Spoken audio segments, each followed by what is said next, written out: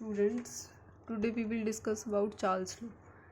It states that the volume of a fixed mass of a gas is directly proportional to its temperature at constant pressure. इसमें क्या है कि किसी भी gas की जो वॉल्यूम होगी वो डायरेक्टली प्रोपोर्शनल होगी टेम्परेचर के, और हमें प्रेशर क्या करना पड़ेगा इस कंडीशन के अंदर, कांस्टेंट करना पड़ेगा, और वॉल्यूम और टेम्परेचर क्या वेरिएबल्स हैं।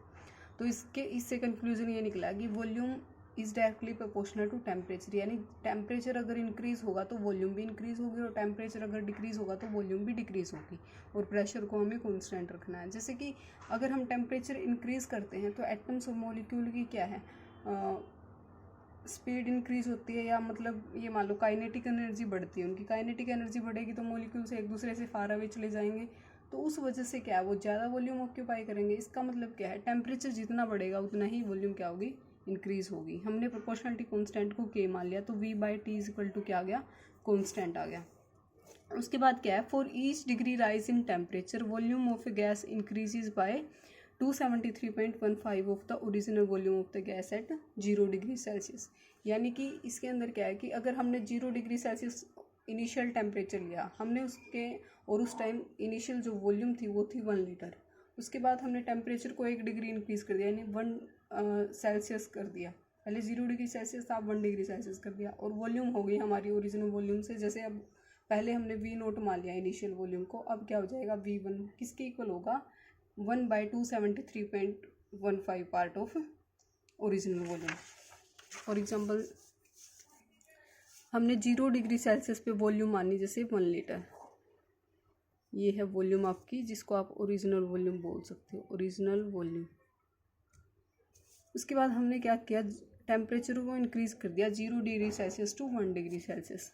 अब वॉल्यूम में जो चेंज आएगा तो क्या होगा, पहले 1 लीटर था तो अब जो वॉल्यूम होगी V1 मान लो, और इसको मान लो V0 ओरिजिनल वॉल्यूम, तो ये क्या होगी, पहले वॉल्यूम है 1 लीटर, इसका क्या करेंगे हम 273.15 फ्रैक्शन करेंगे, तो ये क्या आ जाएगी वॉल्यूम। तो इसका मतलब क्या है, अगर जैसे हमने मान लिया कि 25 डिग्री सेल्सियस पे वॉल्यूम थी 1 लीटर, अब हमने 26 पे किया तो क्या हो जाएगा 1/273.15 इंटू 1 लीटर।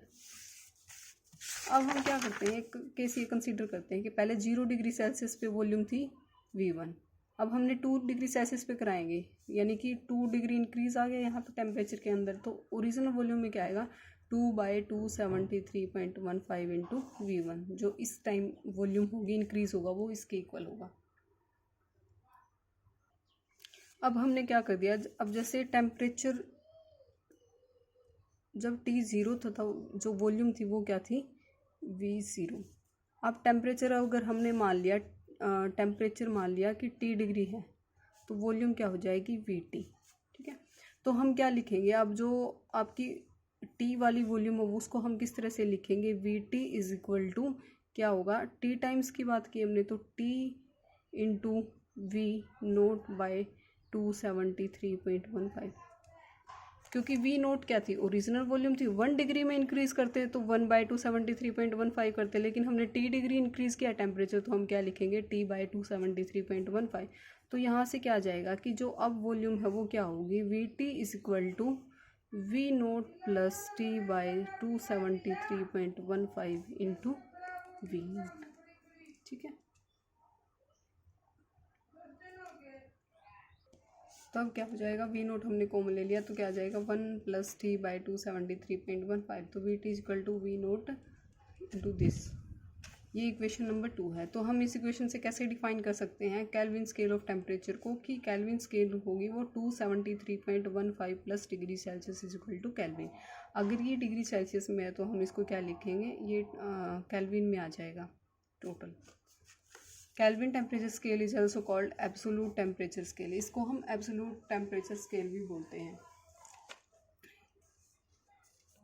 उसके बाद है 25 डिग्री सेल्सियस को अगर हमें कन्वर्ट करना है केल्विन स्केल में, तो हम क्या करेंगे 273.15 ऐड कर देंगे, तो ये आ जाएगी केल्विन के अंदर इसकी वैल्यू। तो temperature at 0 degree Celsius is T0, अगर हम उसको केल्विन में करेंगे तो 273.15 केल्विन आ जाएगा। उसके बाद T की बात करेंगे तो ये आ जाएगा T +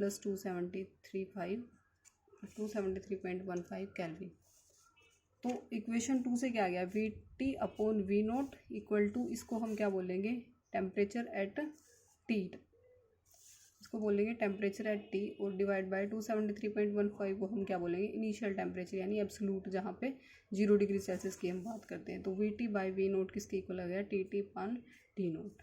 तो अगर हमारे हम वॉल्यूम को लेते हैं V1, इसको लेते हैं, जैसे इनिशियल वॉल्यूम को हमने मान लिया V1 और बाद वाली वॉल्यूम को V2 मान लिया, इसी तरह यहाँ पे क्या हो गया T1 T2। तो इसको हम किस तरह से लिख सकते हैं, V2 upon V1 is equal to T2 upon T1, that is constant. All gases obey Charles law at low pressure and high temperature, यानी कि सभी गैसेस जो रियल गैसेस है वो भी इस चार्ल्स लॉ को फॉलो करती है, कब, at low pressure and high temperature.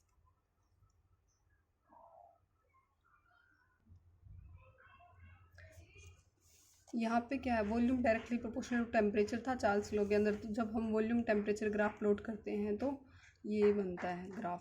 इसके अंदर क्या है कि अब जैसे हमने प्रेशर को कांस्टेंट रखा, तो जैसे प्रेशर P1 था तब ग्राफ ये आया, लाइन ये हुई, P2 किया तब ये P3 किया और P4 किया। तो उस टाइम क्या है, P4 की वैल्यू सबसे ज़्यादा, P3 P2 एंड P1।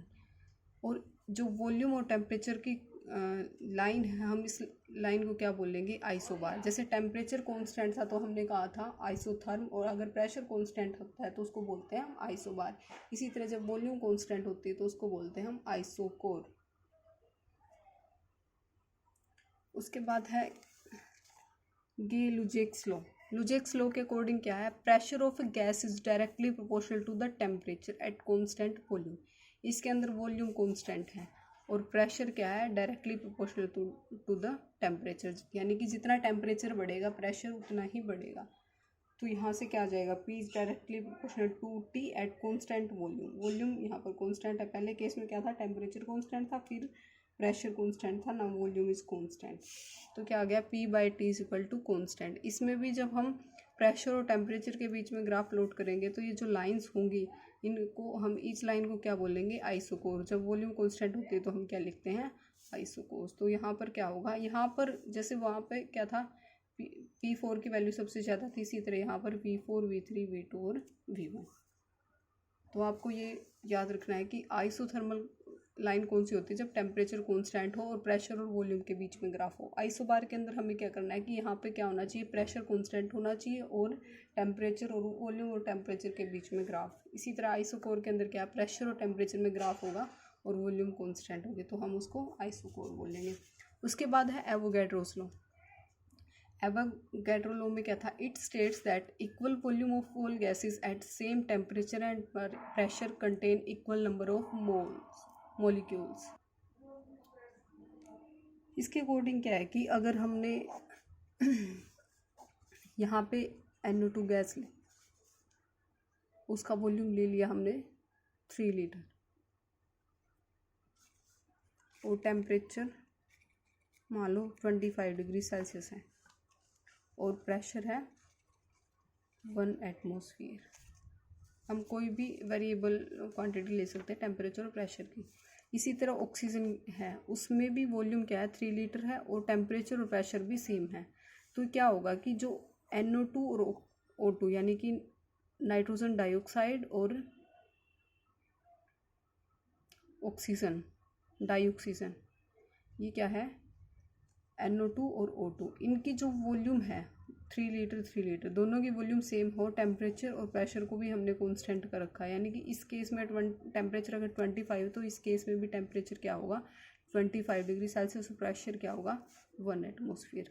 अगर ये कंडीशन है, मतलब वॉल्यूम सेम है और टेम्परेचर और प्रेशर को भी हमने क्या कर दिया, सेम कर दिया, तो उस टाइम क्या है, ये equal number of molecule contain करेंगे, इक्वल नंबर ऑफ मॉलिक्यूल्स। यानी कि अगर NO2 के अंदर x नंबर ऑफ मॉलिक्यूल्स हैं तो ऑक्सीजन के अंदर भी x मॉलिक्यूल होंगे। ये लो कौन सा था, एवोगैड्रो। इसका मतलब क्या है, volume is directly proportional to number of molecules. तो यहाँ पे डायरेक्टली प्रोपोर्शनलिटी